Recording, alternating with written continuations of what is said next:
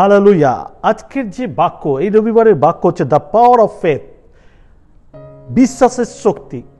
আজকের আমরা বিশ্বাসের শক্তিকে দেখব, দ্য পাওয়ার অফ ফেথ। আর বিশ্বাসের শক্তি কতটা ইম্পর্টেন্ট একজন বিশ্বাসের জীবনে, এটা আমাদের যদি না বুঝি তাহলে আমরা সেই বিশ্বাসকে বৃদ্ধি করার কোনো পরিকল্পনা করি না। আমরা মনে করি যে চার্চে আসা বিশ্বাসী মানেই যথেষ্ট আমাদের বিশ্বাস, আর সেই বিশ্বাসে আমরা সব কিছু করতে পারবো। আদৌ তা নয়। আমাদের বিশ্বাসীদের বিশ্বাসের পাওয়ারকে বাড়াতে হবে, বিশ্বাসের শক্তিকে বাড়াতে হবে, বিশ্বাসের ক্ষমতাকে বাড়াতে হবে। এই জন্যই আপনি একজন চার্চ বিশ্বাসী মানে আপনাকে প্রতিনিয়ত আপনার বিশ্বাসকে নিয়ে কাজ করতে হবে। আর যার জন্য বাইবেল বলে বিশ্বাস শ্রবণ হতে হয় ঈশ্বরের বাক্য দ্বারা। ঈশ্বরের বাক্যকে শোনা এবং তার প্রতিজ্ঞাগুলোকে চিহ্নিত করা এবং আমাদের প্রতি যে তার দৃষ্টিভঙ্গি, তিনি যে আমাদের উদ্ধার করার জন্য পরিকল্পিত এবং প্রত্যেক দিন তিনি প্ল্যান করছে কিভাবে বিশ্বাসের জীবনে তার কার্য নেমে আসে, সেই সমস্ত দিকে যদি আমরা দৃষ্টিপাত করি এবং সেটা প্রকাশ করে অ্যাকচুয়ালি বাইবেলে ঈশ্বরের বাক্যে। যার জন্য বাক্যকে আমাদের জানা প্রয়োজন যে ঈশ্বর কতটা আমাদের পক্ষে। যদি রোমিও তার 10:17 পদ দেখি, রোমিও 10:17 থেকে 18 পদ, রোমিও 10:17 থেকে 18 পদে বলছে, অতএব বিশ্বাস শ্রবণ হইতে এবং শ্রবণ খ্রিস্টের বাক্য দ্বারা হয়। কিন্তু আমি বলি, তাহারা কি শুনিতে পায় নাই? পাইয়াছে বই কি, তাহাদের স্বর ব্যাপ্ত হইল সমস্ত পৃথিবীতে, তাদের বাক্য জগতের সীমা পর্যন্ত। আমিন। তো আমাদের কাছে রয়েছে, আমাদের কাছে সমস্ত প্রতিজ্ঞার প্রমাণ রয়েছে। ঈশ্বরের প্রতিজ্ঞা লিপিবদ্ধ। আকাশ পৃথিবী লুপ্ত হবে, তবু তার বাক্য লুপ্ত হবে না। আকাশ পৃথিবী ঘুরে যাবে বা হারিয়ে যাবে, কিন্তু তার বাক্য কখনো মিথ্যা হবে না। তো সুতরাং আমাদের কাছে প্রমাণ রয়েছে এবং তার বাক্য মিথ্যা বলে না। সুতরাং সেই বাক্যকে জানার প্রয়োজন আছে। সেই বাক্যের দাবি করার জন্য, ঘোষণা করার জন্য আমাকে বাক্যকে জানতে হবে। আজকালকার বিশ্বাসীরা, আজকালকার চার্চ মেম্বাররা যারা বিশ্বাসী নিজেদেরকে বলে, তারা কি প্রকৃতভাবে বিশ্বাসকে স্থাপন করার পরিকল্পনা করি? কারণ শুধুমাত্র ওয়ার্শিপকে প্রেম করলে হবে না, শুধুমাত্র হিলিংকে দেখলে হবে না, শুধুমাত্র আরাধনায় নৃত্য করব তা নয়। আমাকে আমার বাক্য বা বাক্যের প্রতি পিপাসিত হতে হবে। ধন্য সে ব্যক্তি যে আত্মার বাক্যের জন্য ক্ষুধিত এবং তৃষ্ণিত, তাদেরকে পরিতৃপ্ত করা হবে। বাক্য এরকম বলে। সুতরাং আমি যদি প্রকৃতভাবে, যদি একজন বিশ্বাসী হয়ে শুধুমাত্র আমি ওয়ার্শিপকে পছন্দ করি, আরাধনাকে পছন্দ করি এবং চার্চের প্রোগ্রামকে পছন্দ করি, আর বাক্যের প্রতি যদি আমার আগ্রহী না থাকে, বাক্যের প্রতি যদি আমার দৃষ্টিভঙ্গি না থাকে, বাক্যের প্রতি আমার খিদে না থাকে, তাহলে আমি প্রকৃত বিশ্বাসী হয়ে উঠতে পারি না। আর এটারই ফল হয় যে আমরা দিন দিন কিন্তু আস্তে আস্তে ক্ষীণ হই এবং শয়তানের কাছে আমরা হারতে শুরু করি, কারণ বাক্যের পাওয়ার সম্বন্ধে আমাদের কোনো আইডিয়া নেই, বাক্যকে কিভাবে ইউজ করতে হয় সেটা জানি না। যার জন্য বাক্য শ্রবণের মাধ্যমে আমাদের বিশ্বাস বৃদ্ধি পায়। প্রতিদিন প্রতি মুহূর্ত শয়তানের প্রত্যেকটা আক্রমণের কাছে ঈশ্বরের বাক্য আমাদের কাছে প্রকাশ হয় যে তার প্রতিজ্ঞা কি রয়েছে। আমেন। সেই প্রতিজ্ঞাগুলোকে মনে করে দেওয়ার জন্য পবিত্র আত্মা রয়েছে, কিন্তু সেই বাক্যকে শোনা এবং মনে রাখার জন্য আমাকে রিড করা উচিত, আমাকে বাক্যের প্রতি ধ্যান দেওয়া উচিত। আমেন। তাই আজকের দ্য পাওয়ার অফ ফেথ বা বিশ্বাসের শক্তি, এই সম্বন্ধে আমরা 3টি পয়েন্ট দেখব। 3টি পয়েন্টকে নিয়ে আমরা কাজ করব। আজকের 3টি পয়েন্ট নিয়ে আমরা আলোচনা করব এবং ঈশ্বরের বাক্য দ্বারা দেখাবার চেষ্টা করব। 3টি পয়েন্ট। প্রথম, বিশ্বাস ঈশ্বরের হৃদয়কে নাড়া দেয়। বিশ্বাস এমন একটা অস্ত্র যেটা ঈশ্বরের হৃদয়কে নাড়া দেয়। মানুষকে আপনি যতই বোঝান, আপনি কোনো যদি প্রবলেমে পড়েন, কোনো সমস্যা পড়েন, তাকে যত বোঝাবার চেষ্টা করেন, যতক্ষণ না তার হৃদয়ে গিয়ে লাগছে ততক্ষণ সে আপনার সাপোর্ট করে না, ইগনোর করে, আপনাকে অবহেলা করে, আর আপনার থেকে দূরে সরে যায়। কিন্তু পিতা মাতা যাকেই আমরা সন্তুষ্ট করতে চাই, তার হৃদয়কে নাড়ানো খুব প্রয়োজন। আর এখানে আমাদের প্রথম পয়েন্ট হচ্ছে বিশ্বাস ঈশ্বরের হৃদয়কে নাড়িয়ে দেয়। আমাদের ঈশ্বরের জন্য কিছু করতে হবে না, ঈশ্বর অলরেডি নড়ে রয়েছে, কিন্তু তিনি চান আমাদের বিশ্বাস। আমরা যেন তার উপরে ট্রাস্ট করি, আমরা তার উপরে বিশ্বাস করি। আর সেই বিশ্বাস স্থাপন করতে গেলে আমাকে ঈশ্বরের বাক্য দেখতে হবে। তো আসলে দেখি যাকবের পত্র, যাকব তার 5:14-15, যাকব তার 5:14-15, সেখানে বলছে, তোমাদের মধ্যে কেহ কি রোগগ্রস্ত? প্রথমেই চলে আসি আমরা প্রবলেম। আমরা চার্চে 90% লোকেরা আসি প্রবলেম নিয়ে। তো এখানে প্রথমেই বলছে, তোমাদের মধ্যে কেউ কি রোগগ্রস্ত? তাহলে সে মণ্ডলীর প্রাচীনদিগকে আহ্বান করুক এবং তাহারা প্রভুর নামে তাকে তৈল অভিষিক্ত করিয়া তাহার উপরে প্রার্থনা করুন। তাহাতে বিশ্বাসের প্রার্থনা সেই পীড়িত ব্যক্তিকে সুস্থ করিবেন এবং প্রভু তাহাকে উঠাইবেন, আর সে যদি পাপ করিয়া থাকে তবে তাহার মোচন হইবে। আমেন। বিশ্বাসীদের ইউনিটি, বিশ্বাসীদের সহভাগিতা, বিশ্বাসীদের সঙ্গে থাকা কতটা পাওয়ারফুল, বাইবেল বলে দুইজন একই প্রার্থনায় যদি সম্মত হয় স্বর্গে তা শোনা হয়। সেই জন্য বিশ্বাসী ইউনিটি দরকার। আমি এমন লোকেদের সঙ্গে বাস করবো যেখানে তাদের বিশ্বাস তো বৃদ্ধি আছে এবং আমিও বৃদ্ধি পাবো। মণ্ডলীর প্রাচীন যারা বাক্যের প্রতি আসক্ত, বাক্য সুসমাচার প্রচার করে, তাদেরকে আহ্বান করা, তাদেরকে যত্ন করা, তাদেরকে আমার সমস্যায় প্রার্থনা করার জন্য, অভিষেক করার জন্য আমাদের আহ্বান করা উচিত। আজকে বহু বিশ্বাসী আছে যারা নিজের ঘরে প্রেয়ার নেয় না, বহু বিশ্বাসী আছে যারা প্রার্থনা থেকে দূরে থাকতে চায়, তারা শুধু মণ্ডলীতে গিয়ে প্রার্থনা করতে চায়, গৃহ প্রার্থনা চায় না, ঘরের প্রার্থনা চায় না। কিন্তু এখানে বলছে আহ্বান করতে। আপনি কতজন, আপনারা কতজন মণ্ডলীর প্রাচীনদের আহ্বান করেন? কতজন ঈশ্বরের জন্য দরজা খুলে দেন? কতজন আপনার গৃহে ঈশ্বরের আহ্বান করেন?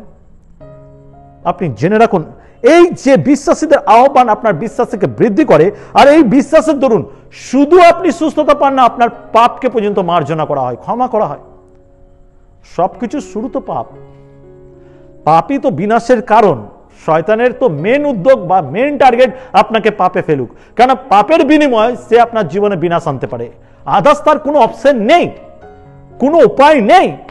সে অন্য কোনোভাবে আপনাকে অসুস্থ, রোগ ব্যাধি, অশান্তি, হতাশা, নিরাশা কিছু দিতে পারে না। সে আপনাকে শুধুমাত্র পাপের দরুন দিতে পারে। যার জন্য পাপের ক্ষমা হওয়া মানে আপনার রোগের মুক্তি পাওয়া, সমস্যার মুক্তি পাওয়া। যার জন্য মণ্ডলীর প্রাচীনদের ডাকা খুব প্রয়োজন।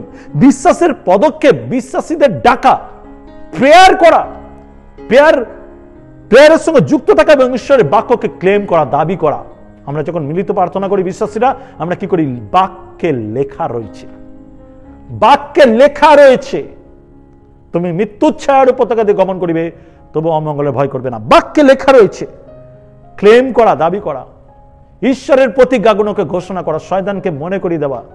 তুমি শত চেষ্টা করো শয়তান, কিন্তু তোমার ডাল গলবে না, কারণ ঈশ্বরের প্রতিজ্ঞা আছে। আমেন। দ্বিতীয় পয়েন্ট, তোমার বিশ্বাস কোথায়? তোমার সবচেয়ে পবিত্র বিশ্বাস গড়ে তুলতে কি লাগবে? তোমার বিশ্বাস কোথায়?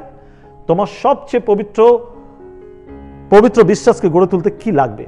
আমাদের পবিত্র বিশ্বাসকে গড়ে তোলা। আমাদের বিশ্বাসকে আমরা হারিয়ে ফেলেছি। আমরা আমাদের যাত্রাপথে, আমাদের ধার্মিকতার যাত্রাপথে কখনো বিশ্বাসকে হারিয়ে ফেলেছি। আমাদের কোনো আইডিয়া নিয়ে, কোনো অভিজ্ঞতা নেই। আমরা এখন কিন্তু একে অপরের দোষারোপ করা, একে অপরের দিকে তাকানো, কিভাবে নিজের পজিশন পাওয়া, কিভাবে নিজের সিট পাওয়া, কিভাবে নিজেকে তুলে ধরা, এতে ব্যস্ত হয়ে গেছি। কিন্তু পবিত্র বিশ্বাস আর গড়ে তুলতে পারছি না, কারণ আমরা আমাদের বিশ্বাসকে খুঁয়েছি, হারিয়ে ফেলেছি। আমেন। তোমাদের সবচেয়ে পবিত্র বিশ্বাসকে গড়ে তুলতে কি লাগবে সেটাকে একটু দেখে নিই। ঈশ্বরের প্রতিশ্রুতির সাথে তোমার বিশ্বাসকে মিশিয়ে নাও। ঈশ্বরের যে প্রতিজ্ঞা বাইবেলে রয়েছে, ঈশ্বরের বাক্যে যত প্রতিজ্ঞা রয়েছে আর আমাদের বিশ্বাস, দুটোকে মিশ্রণ করতে হবে। কিভাবে? যে আমার বিশ্বাস যা ঈশ্বর বলেছে তা ঘটবে। আমার বিশ্বাস, আমার ঈশ্বর যা কিছু বলেছে আমি ঘোষণা করব, আর শয়তান ভয় পালাবে। আমেন। আজকের এই বিষয়টাকে তুলে ধরা আমাদের প্রত্যেকের প্রয়োজন। মণ্ডলীতে এটা প্রচারিত হওয়া দরকার যে আমাদের বিশ্বাসের সঙ্গে ঈশ্বরের প্রতিজ্ঞাকে থাকা দরকার। ঈশ্বরের প্রতিজ্ঞা ছাড়া আমাদের শুধু বিশ্বাস কাজ করবে না। যেরকম বাইবেল বলে কার্যবিহীন বিশ্বাসমিত, বিশ্বাসবিহীন কার্যমিত। তো কার্য করতে গেলে আমাকে ঈশ্বরের প্রতিজ্ঞাগুলোকে মনে রাখতে হবে, তারপরে না বিশ্বাসটাকে আমি ইউজ করতে পারবো। ইব্রিয় 4:2 পদ, ইব্রিয় 4:2 পদ সেখানে বলছে, ইব্রিয় 4:2 পদ সেখানে বলছে, কেননা যেরূপ উহাদের নিকটে তদ্রূপ আমাদের নিকটেও সুসমাচার প্রচারিত হইয়াছিল বটে। কেননা যেরূপ উহাদের নিকটে তদ্রূপ আমাদের নিকটেও সুসমাচার প্রচারিত হইয়াছিল বটে, তথাপি সেই শ্রোতবাক্য উহাদের কোনো ফল দর্শাইল না, কারণ শ্রোতাদের কাছে তারা বিশ্বাসের সহিত মিশ্রিত ছিল না। যেই বাক্য ওদের কাছে প্রচারিত হয়েছে সেম বাক্য আমাদের কাছে প্রচারিত হয়েছে। কিছু কিছু চার্চে লোকেরা আছে যাদের কাছে ঈশ্বরের মিরাকেল হয় আর কারোর কাছে হয় না। সেম বাক্য অনেকে শুনে উদ্ধার পাচ্ছে, সেম বাক্য অনেকে শুনে উদ্ধার পাচ্ছে না, কারণ তাদের সঙ্গে ঈশ্বরের প্রতিজ্ঞার বাক্যের আর বিশ্বাসের মিশ্রণ হয় না, মিশ্রণ হয় না। তারা মনে করে আমাদের বিশ্বাসের দরকার নেই। যে প্রচারক, যে পাস্টার, যে লিডার, সে আমার মাথায় হাত রেখে প্রার্থনা করলে আমি সুস্থ হব। এই বিশ্বাসের প্রয়োজনে আপনাকে ঈশ্বরের প্রতি বিশ্বস্ত হতে হবে, ঈশ্বরের বাক্যের প্রতি বিশ্বস্ত হতে হবে। কারণ পাস্টার, লিডার, আমরা কেউ কোনো কিছু করতে পারি না যদি আপনার বিশ্বাস না থাকে। আপনার বিশ্বাস আপনার সুস্থতার কারণ। আমরা আপনাকে সাহায্য করতে পারি ঈশ্বরের বাক্য দ্বারা, আপনার সঙ্গে আমরা দাঁড়িয়ে প্রে করে দাবি করতে পারি। ওই জন্য বলছে না, অভিষেকের লোকেদের ডাকতে, মণ্ডলীর প্রাচীনদের ডাকতে অভিষেক তেল দ্বারা যেন আপনার জন্য প্রার্থনা করে। আমরা করতে পারি, কিন্তু আপনাকেও সাথে মনে রাখতে হবে যে আপনার বিশ্বাসকে মিশ্রিত করতে হবে ঈশ্বরের প্রতিজ্ঞার সঙ্গে। আমেন। বাক্যকে শোনা খুব প্রয়োজন। চার্চে এসে বাক্য যদি আপনি না শোনেন, বাক্যগুলো মনে না রাখেন, তাহলে আপনার জীবনে কোনো কার্য হবে না। তাই বাক্য শুনে রাখা খুব প্রয়োজন। ঈশ্বরের বাক্য শোনা এবং ঈশ্বরের বাক্য পালন করা দুটোই গুরুত্বপূর্ণ। ঈশ্বরের বাক্যকে শোনা এবং পালন করা দুটোই গুরুত্বপূর্ণ। আপনি যদি মনে করেন না আমার শোনার দরকার নেই, পাঁচটা তো জানেন যথেষ্ট, না, আপনি ভুল করছেন। ঈশ্বরের বাক্য শোনা এবং পালন করা আপনার কর্তব্য, আপনার দায়িত্ব, আপনার স্টেপ, ফেথ স্টেপ। সেকেন্ড তিমথিও, ওকে, দ্বিতীয় তিমথিও তার 3 অধ্যায়, আমি একটু ট্রান্সলেট বাইবেলে এটা পড়তে চাইছি, কারণ আমি চাই আপনারা ভালো করে বুঝুন এই বিষয়টাকে। দ্বিতীয় তিমথিও তার 3 অধ্যায় 16 পদ বলছে, মন দিয়ে শুনি, সমগ্র শাস্ত্রই ঈশ্বরের দ্বারা অনুপ্রাণিত এবং শিক্ষাদানের উপযোগী। সমগ্র শাস্ত্রই ঈশ্বরের দ্বারা অনুপ্রাণিত এবং শিক্ষাদানের উপযোগী। এর দ্বারা সব দোষ কখনো দেখানো হয়, এর দ্বারা সব দোষ দেখানো যায়, তেমনি ভুল সংশোধন করে মানুষকে ধর্মপথে পরিচালনা করা যায়। এই বাক্য এমন একটা পরিচর্যা, এমন একটা আয়না, যে আয়না আমাদের ভুলগুলোকে প্রকাশ করে পরিবর্তন করতে বা শুধরাতে সুযোগ করে দেয়। তাই বাক্য ইম্পর্টেন্ট, বাক্য গুরুত্বপূর্ণ, বাক্য প্রয়োজন। আপনার জীবনে বাক্যই কিন্তু কাজ করে। আপনি যদি বাক্যকে গুরুত্ব না দেন, তাহলে আপনি জেনে রাখবেন ঈশ্বরকে গুরুত্ব দিচ্ছেন না। কারণ ঈশ্বর দ্বারা এটা অনুপ্রাণিত, ঈশ্বর দ্বারা অনুপ্রাণিত, শিক্ষাদানের উপযোগী। এর দ্বারা সব দোষ দেখানো যায়, তেমনি ভুল সংশোধন করে মানুষকে ধর্মপথে পরিচালনা করা যায়। আমেন।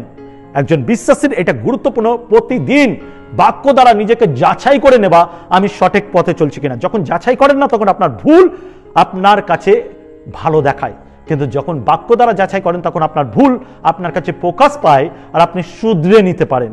আমেন। ঈশ্বরের রাজ্যের উদ্দেশ্য লোকেদের জীবন পরিবর্তন করতে সাহায্য করে। ঈশ্বরের রাজ্যের উদ্দেশ্য কি? লোকেদের জীবন পরিবর্তন করতে সাহায্য করে। ঈশ্বরের রাজ্যের উদ্দেশ্য মানুষকে পরিবর্তন করা। আমেন। যদি মালাকি ভাওবাদীর পুস্তক তার 3:10 পদ থেকে, এটা আমরা জানি দশমাংশ দানের কথা বলছে। মালাকি ভাওবাদীর পুস্তক 3:10, মালাকি ভাওবাদীর পুস্তক 3:10 পদ, সেখানে বলছে, তোমরা সমস্ত দশমাংশ ভান্ডারে আনো, যেন আমার গৃহে খাদ্য থাকে, আর তোমরা ইহাতে আমার পরীক্ষা করো, ইহা বাহিনীগণের সদাপ্রভু কয়, আমি আকাশের দ্বার সকল মুক্ত করিয়া তোমাদের প্রতি অপরিমাণে আশীর্বাদ বর্ষণ করি কিনা। এটা ঈশ্বরের প্রতিজ্ঞা। আমরা যখন ঈশ্বরের প্রতিজ্ঞা অনুসারে, ঈশ্বরের বাক্য অনুসারে চলি, তখন আশীর্বাদের দরজা তো খোলে। এটা আমরা জানি না আমাদের স্টেপ কি। আমরা মনে করি অর্থ দিয়ে সুখ কেনা যায়, অর্থ দিয়ে শান্তি কেনা যায়, অর্থ দিয়ে জীবন কেনা যায়। অ্যাকচুয়ালি না, আপনার সঠিক স্টেপ, অর্থেরও স্টেপ সঠিক হওয়া দরকার, আপনি যে অর্থ আপনার জীবনে পাচ্ছেন, তার কি সঠিক ব্যবহার আছে আপনার জীবনে? আপনি কি ঈশ্বরের দেওয়াতে বিশ্বাস করেন? যদিও ঈশ্বরের প্রয়োজন নেই, কিন্তু তবু ঈশ্বর আপনার হৃদয় দেখতে চায় আপনি কতটা বিশ্বস্ত, ঈশ্বরের রাজ্যের জন্য, ঈশ্বরের কার্যের জন্য কতটা বিশ্বস্ত। ঈশ্বরের রাজ্যের উদ্দেশ্যে লোকেদের জীবন পরিবর্তনের সাহায্য করে। ঈশ্বরের রাজ্যের উদ্দেশ্য লোকেদের জীবন পরিবর্তন করে। আপনার হৃদয় পরিবর্তন হওয়া উচিত। অর্থপ্রিয় নয়, বাক্যপ্রিয় হন। অর্থলোভী নয়, বাক্যলোভী হন, কারণ বাক্য জীবনদায়ক হয়। আমেন। 3 নম্বর পয়েন্ট হচ্ছে, বিশ্বাস ছাড়া ঈশ্বরকে সন্তুষ্ট করা অসম্ভব।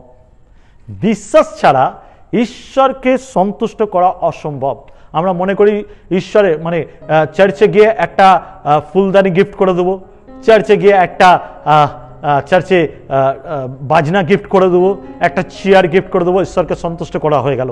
ঈশ্বর এতে সন্তুষ্ট হয় না। গীতসংগীতা দেখবেন সেখানে বলছে আকাশের পক্ষীগণ আমাকে জানে, ছাগলগণ আমাকে জানে, এদেরকে কি তুমি আমাকে দিবে? আমাকে কি তুমি রাক্ষস মনে করেছো? আমি কি ছাগলের রক্ত পান করবো? ঈশ্বর এইগুলো চায় না। ঈশ্বর চায় আপনার হৃদয়, আপনার বিশ্বাস তার প্রতি স্থাপন। বিশ্বাস ছাড়া ঈশ্বরকে সন্তুষ্ট করা অসম্ভব। আপনি কত কি করতে পারেন। চার্চে অনেকে গিয়ে কি করে, আমার আমার আমার একটা বড় জায়গা চাই চার্চে, আমি স্টেজ চাই চার্চে, আমি চার্চে একটা গুরুত্বপূর্ণ জায়গা নিতে চাই, লোকে যেন আমাকে দেখে, তাই আমি কি করি, লোক দেখানো কার্যতে বিধিব্যস্ত হই, মনে করি এটা ঈশ্বর সন্তুষ্ট হয়। আদৌ না। ঈশ্বরের বাক্যকে পালন করাতে ঈশ্বর সন্তুষ্ট হয়, ঈশ্বরের বাক্যে চলাই ঈশ্বর সন্তুষ্ট হয়। ঈশ্বর কখনো মানুষকে সন্তুষ্ট করাতে ঈশ্বর সন্তুষ্ট হয় না। যদি দেখি লুক তার 11 অধ্যায় 9 পদ, লুক তার 11 অধ্যায় 9 পদ, সেখানে বলছে, আর আমি তোমাদেরকে বলিতেছি, যাচনা করো তোমাদেরকে দেওয়া যাইবে, অন্বেষণ করো পাইবে, দ্বারে আঘাত করো তোমাদের জন্য খুলিয়া দেওয়া যাইবে। আমাদের চাওয়ার অধিকার আছে, আমাদেরকে চাওয়ার অধিকার আছে, কারণ আমরা বিশ্বাসী, আমরা জানি আমরা চাইলে পাবো। এটা অনেকে বিশ্বাসই করে না যে চাইলে পাওয়া যায়। তাই সে কি বলে, প্রার্থনা করুন তো আমার জন্য। আমার প্রার্থনা শুনবে না ঈশ্বর, তোমার প্রার্থনা শুনবে। তুমি ধার্মিক, আমি অধার্মিক, আমার প্রার্থনা শুনবে না। তুমি প্রার্থনা করো, তুমি প্রার্থনা করো, পাস্টার প্রার্থনা করুক, প্রেয়ার টিম প্রার্থনা করুক, আমি করব না, কারণ আমার প্রার্থনা ঈশ্বর শুনবে না। এখানে বলছে, আর আমি তোমাদেরকে বলিতেছি, যাচনা করো তোমাদেরকে দেওয়া যাবে। আপনি আপনার সঙ্গে ঈশ্বরের পরিচয় বৃদ্ধি করুন, আপনি আপনার সঙ্গে ঈশ্বরের সম্পর্ক বৃদ্ধি করুন, কারণ ঈশ্বর আপনাকে দিতে চায়। তার জন্য আপনাকে ঈশ্বরের প্রতি বিশ্বাস স্থাপন করতে হবে। বিশ্বাস ছাড়া ঈশ্বরকে সন্তুষ্ট করা অসম্ভব। তাই আপনার বিশ্বাসের দরজা খোলার জন্য বিশ্বাসে স্থাপন হওয়া দরকার। আমেন। তো আজকে 3টি যে পয়েন্ট আমি আপনাকে দেখালাম, বিশ্বাসের পাওয়ার বা শক্তি, পাওয়ার অফ ফেথ, বিশ্বাসের শক্তি, এই পুরো প্রচারের আমি 3টি পয়েন্ট আপনাকে দিতে চাই, যেটা আপনি সমগ্র প্রচারটাকে বুঝতে সাহায্য করবে। আসলে আজকের প্রচার আপনাকে কি বলতে চেয়েছে, কি তথ্য দিতে চেয়েছে, সেই তথ্যকে আমি তুলে ধরতে চাই আপনার কাছে। আর এই 3টি বিষয় হলো, প্রথম বিষয়, আপনার বিশ্বাস ঈশ্বরের হৃদয়কে নাড়া দেয়। আমাদের তার প্রতি বিশ্বাস অসম্ভব বিষয়কে সম্ভব করে দেবে। আমাদের তার প্রতি বিশ্বাস অসম্ভবকে সম্ভব করে দেবে। 2 নম্বর পয়েন্ট, আমাদের বিশ্বাস গড়ে উঠবে যখন আমরা ঈশ্বরের বাক্য এবং তার প্রতিজ্ঞা মিশিয়ে দেব। আমেন। এবং 3 নম্বর পয়েন্ট, বিশ্বাস ছাড়া ঈশ্বরকে সন্তুষ্ট করা অসম্ভব।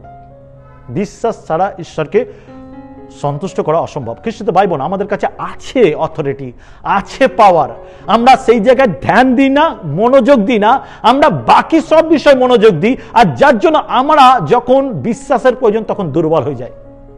শয়তান আমাদের সহজে ভয় খাবি দেয়। তাই আপনাকে আজ এই ডিসিশন নিতে হবে, ঈশ্বরের বাক্যের মাধ্যমে আমার বিশ্বাসকে এমন দৃঢ় মজবুত করব যে শয়তান আমার কাছে দাঁড়াতে পারবে না। আমেন।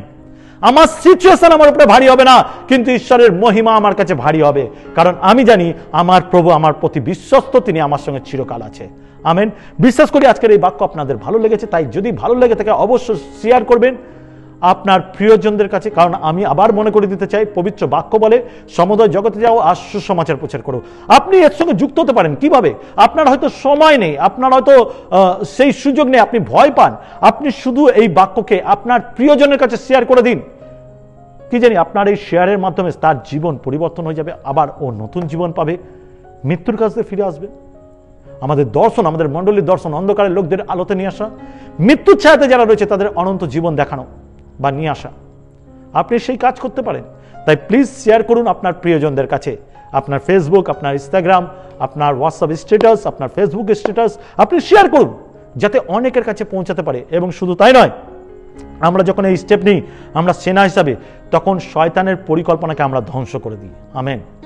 সাথে অবশ্যই আপনার ভালো লাগলে কমেন্ট করবেন, যাতে আমরা আরো উৎসাহিত হতে পারি। আপনার কমেন্ট পড়ে আমাদের ভালো লাগে এবং সেই কমেন্টের অনুসারে আমরা আরো ডেভেলপ করার চেষ্টা করি। কোনো কিছু সাজেশন থাকলে অবশ্যই দেবেন। আমেন। আশা করি বিশ্বাসীরা আজ বিশ্বাসে পরিপূর্ণ হবে। আসি প্রার্থনা যায়। কেউ যদি অশান্তি, অবহেলা বা কষ্টের মধ্যে রয়েছেন, কেউ যদি কোনো রোগগ্রস্তের মধ্যে রয়েছেন, কোনো রকম ডেভিল স্পিরিটের মধ্যে রয়েছেন, বা কোনো রকম সমস্যা আপনার জীবনে যাচ্ছে, প্লিজ আজকে চোখ বন্ধ করি প্রভুর কাছে বিশ্বাস নিয়ে চাইবো, আর ঈশ্বর দেবে। আমেন। আসি প্রার্থনা যায়। পবিত্র পিতা, আজকে যতজন এই বাক্য দেখছে, যত পরিবার এই বাক্য দেখছে প্রভু, আমি প্রার্থনা করি, তোমার কাছে যাচনা করি, কেউ যদি অসুস্থ, কেউ যদি ফাইন্যান্সিয়াল প্রবলেম, পারিবারিক প্রবলেমে যাচ্ছে, অশান্তির মধ্যে যাচ্ছে, মানসিক ডিপ্রেশনে যাচ্ছে, কোনো রকম কোনো দুঃখ কষ্ট তাকে প্রভু শয্যাশায়ী করছে, প্রভু আমি প্রার্থনা করি তোমার যিশু নামে তাদের সমস্ত বাঁধন মুক্ত করো। সুস্থতার হাতকে বাড়াও, ব্লেসিং এর হাতকে বাড়াও, সাকসেসের হাতকে বাড়াও, যেন আজ রিয়েলাইজ করে তাদের বিশ্বাসের সেই অস্ত্র, বিশ্বাসের সেই অধিকার তাদের জীবনে সমস্ত কিছু ফিরিয়ে দিয়েছে। তুমি তাদের প্রত্যেককে স্পর্শ করো, যিশু নামে প্রার্থনা চাই, আমেন। আমি বিশ্বাস করি আপনারা আজকের এই বাক্য দ্বারা অনেক আশীর্বাদ হয়েছেন। প্রভু অনেক আশীর্বাদ করুক। ভালো থাকবেন, সুস্থ থাকবেন। সবাইকে জয় যিশু।